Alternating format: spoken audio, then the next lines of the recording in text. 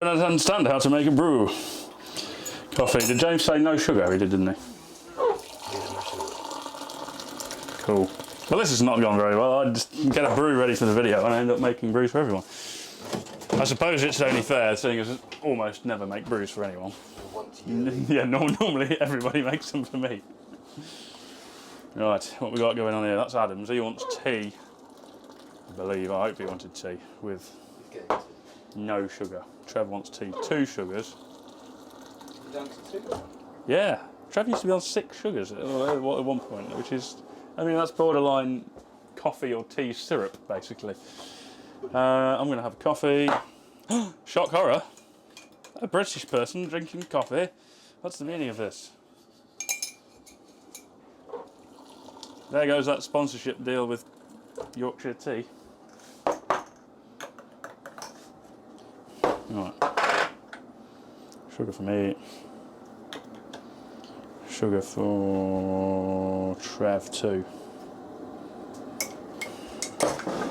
Oh, Scott wanted a coffee too. Do you mind if I use your mug? No. I don't know if he wanted sugar or not. I don't think he did. Yeah, he doesn't have sugar. You'd know all this if you... I don't know, if I actually was if I was a half-decent human being and actually made people brews. If I wasn't such a selfish bastard, I'd understand. Yeah. I think we're cooking on gas.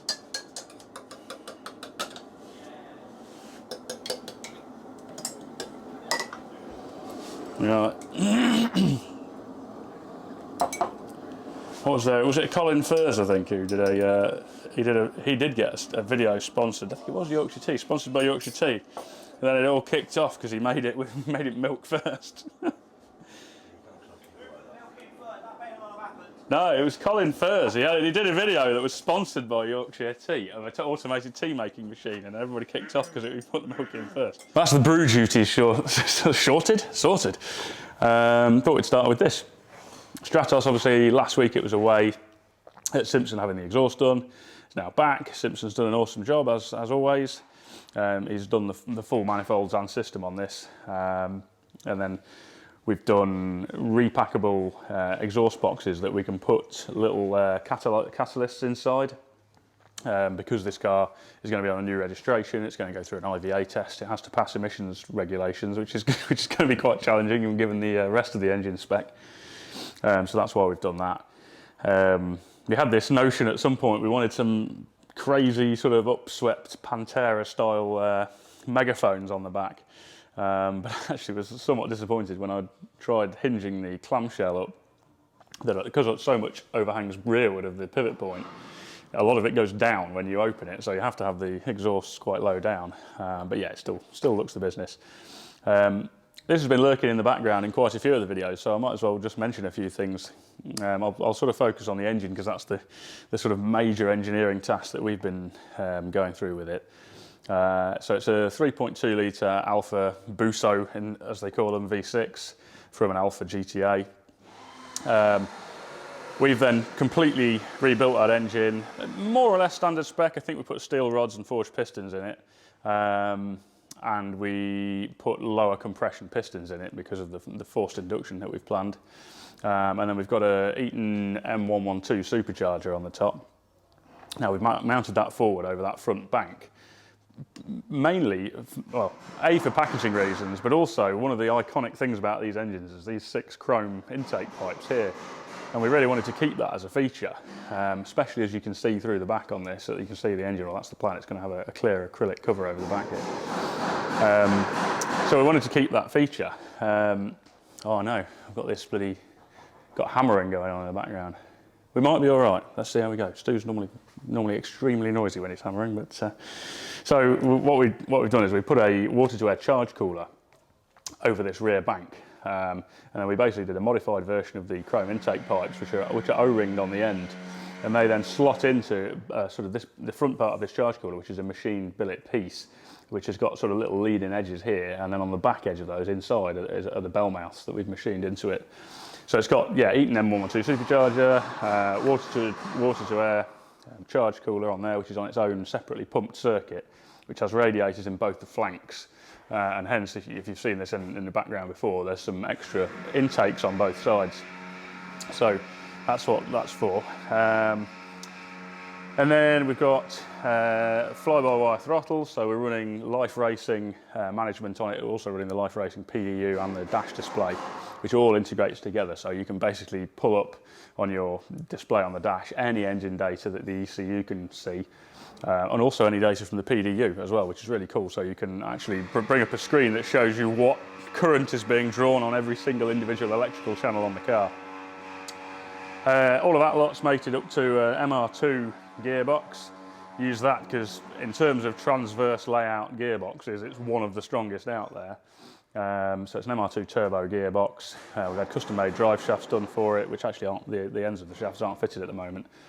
And we're just in the latter stages basically of doing all of the plumbing jobs. So when it went for exhaust, we'd put some mock-up pipes in for the oil lines just to make sure that they didn't use the space we needed. But now we're putting in the final oil lines. Also the battery cable that goes from alternator to starter motor, and also the main battery feed to the starter motor.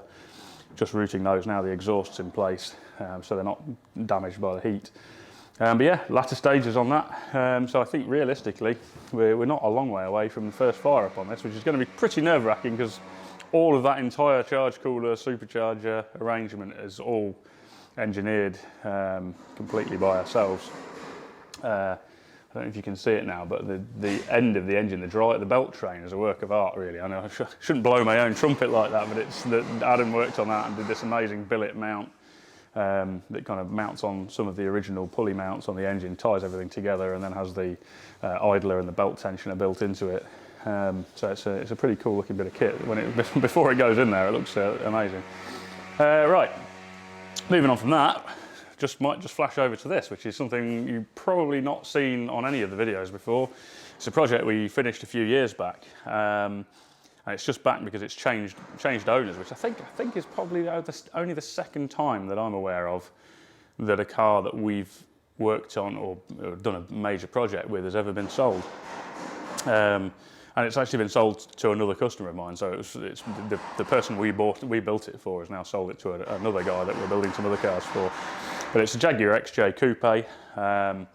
We've done quite a few cosmetic changes. Some of them are hidden around the back. They're a really gorgeous shape as standard. So it was with this, it was more a case of just building on what was already there. So we got rid of the vinyl roof that they all have, minimised a lot of the chrome on there, slimmed the bumpers down and brought them in closer to the body. At the back, we've done our own custom quarter bumpers, so there's just a little blade each side. Totally redesigned the rear valance shape, so that's just smooth and has the exhaust kind of flushed into some little bezels in it. Made our own grills at the front, which sink in flush rather than coming right around the top of the body here. Did quite a lot of work on the interior, so the dash is all custom, the centre console is all custom. It's running an XJS rear end, which is bolt straight in actually, but it has the bigger outboard discs on it, and it's got the Powerlock Jag limited slip diff in it. It's running a Chevy LS3 with the GM 4L65E auto transmission, which is all programmable for sort of shift aggression and shift points and that sort of thing.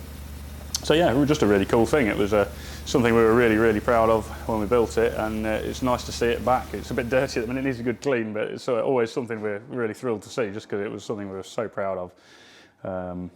It was probably one of the first kind of real big projects on a more complicated car that kind of put us on the map a little bit more a few years ago, so it's great to see it back.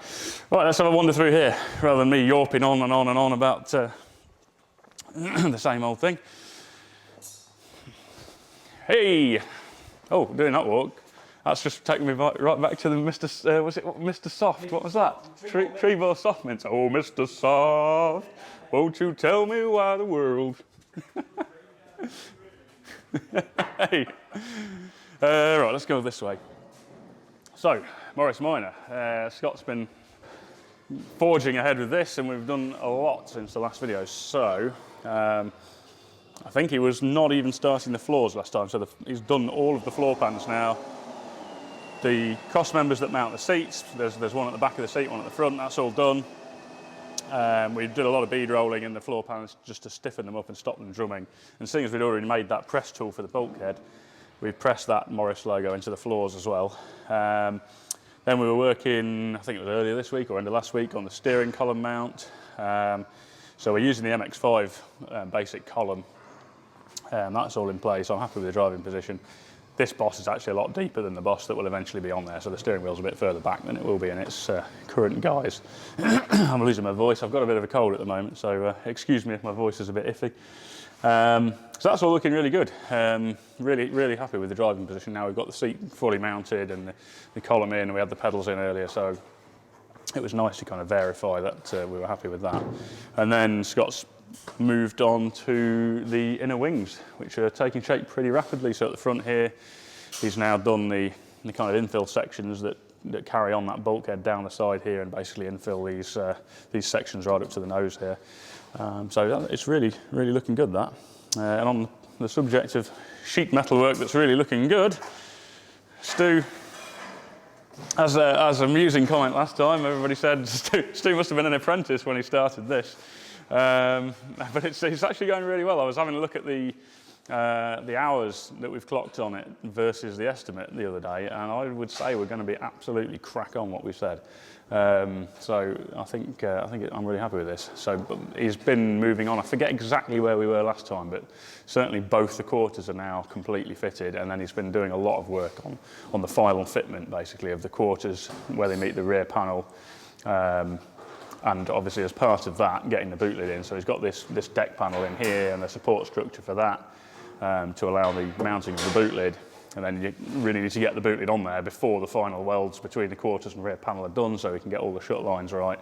And also, he's made the bumper structure to boot floor reinforcer pieces that go in here. And there's been a bit of filing going on with these pieces are actually cast aluminium. So to sort of tweak the shape of these, you actually need to grind, file, sand, whatever material away. So at the moment he's been just doing an initial bit of sanding to get the boot shut line here, but I've no doubt there'll be a little bit more to go yet. And I think, what are you moving on to at the moment, Stu? You starting to get out the bulkhead next? Yeah, okay, cool, good progress really. So yeah, he's now moving on to replacing the bulkhead, which we're doing. We've got a complete replacement panel for that. All the scuttle area has already been done, so I think it's dash out, which is probably moving towards doing now. New bulkhead in. I think we've got to repair the existing dash, and then that will be going in. So that will all be new metal with the original dash repaired going in there. And then I think the last thing to do will probably be the floors. So we'll probably do the roof first, and then when that's done, we can remove those jig posts that go up from the jig bed to the roof. And that will then allow us to put the floor pan in, which will be the last thing to go in, but that's looking really good. And then other major progress, which has been completely manic over the last couple of weeks, is the Cortina. So on that, I can't even think, we're moving so fast with it, I forget where we were last time. But certainly the things I can think of are the brake reservoirs we probably just had back from being machined. They're billet pieces that we designed. They went off for black anodizing, and then were fitted in the inner wings where they sit. That was then the last thing that allowed us to complete all the brake plumbing and the clutch plumbing. So it's been up on the ramp to do the brake and clutch plumbing. We got the strut brace in there because we'd probably just fabricated that last time. That's now been painted and fitted. Biggie, of course, we started it.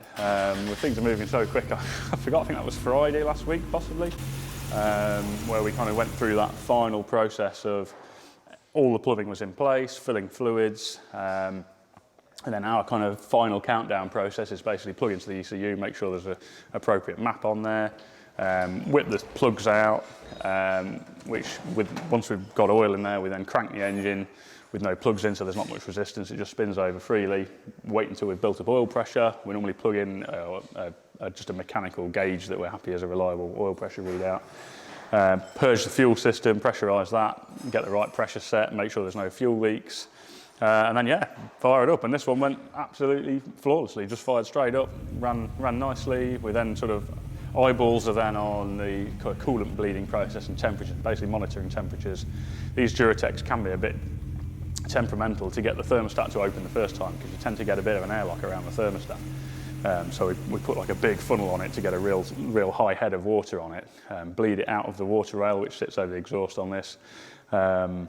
And then, yeah, turn it off when it's just at that kind of thermostat opening temperature, let it all heat soak for a bit, start it again, and then eventually you kind of, just when you think it's going to overheat, you feel the radiator sort of go hot all the way down, and once it's open that first time and you see the kind of air glug out of it that first time the thermostat opens, you're sort of confident then that it's good to go, and yeah, it was all fine, so that was really nice. Then after that, yeah, as I said, we had a lift, did the brake plumbing. We got the prop shaft on there, which is a prop we've had made. It's a two-piece prop. We tend to go two-piece usually on these sorts of things because to get the spec of prop that would be safe at the RPM it can run in one piece would mean a massive diameter, and it just eats up too much space. So we tend to do a mounted centre bearing and two quite small diameter props, and two-piece small diameter prop. So that's in there. Handbrake mechanism was the last thing. It's got Sierra calipers on the back, so just making a bracket for the cable outers and attaching that to the actual handbrake lever. And then it was on to, with all the mechanical stuff done, brake fluid in, everything bled, onto all the interior details. So there's so many little details, I'll forget most of them, but things that spring to mind are we've machined a gear knob for it, which has got a little recess for a leather band around it. Also a little leather disc to go in the top, which is being laser etched with the Cortina GT logo. Handbrake itself, the handbrake lever stripped and painted. We machined a new, basically grip, which is in aluminium, which again takes a little leather, it's got a recess for a leather band around it. And then the button as well, it's little details like this really, and this was something we did on Gordon's Escort as well. The forward handbrake button originally is a metal piece. And of course, because it goes inside the tube of the handbrake, all the paint finish just scratches off it and it goes rusty, and they tend to usually look like that. And if you paint them, it just scratches off again and look a mess. So on this and on Gordon's, we took that off and actually machined a black nylon button to replace it. So it's just naturally black and you can't scratch off the surface finish. So that was good. We've just been plasma cutting the seat mounts for it. They're prepped and ready to be painted. We've got the door cards in now. We've literally just been fitting the dash instrument panels for the last time. It was basically a domino effect of things. We needed to get the dash top on, which Dean's just been upholstering in Alcantara, before we could then get the demist vents in and finish that. And then that allowed us to then get the wiring all finalised and the instrument panel in, because you need access through where the instruments go to do the ducting for the demisters.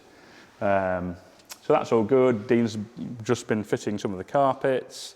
We're flatting and buffing all the paint on this at the moment. So some of my day yesterday was just doing the flatting process. That's basically wet sanding it with 1500 grit. Then we move on to 2000 grit, and then we finally compound it with progressively finer grades of compound, which we're about to start. I've done the roof already, the rest needs doing still. And I think there's going to be 100 things I've forgotten, but that's basically where we're at. And it is Thursday today. That is going to an event on Sunday. So really the pressure's on really. We've got tomorrow and Saturday to completely finish the car to a point where we're happy to basically run it, drive it and show it off at a show alongside some fairly high profile names. So wish us luck, and we'll see you after that event. Bye.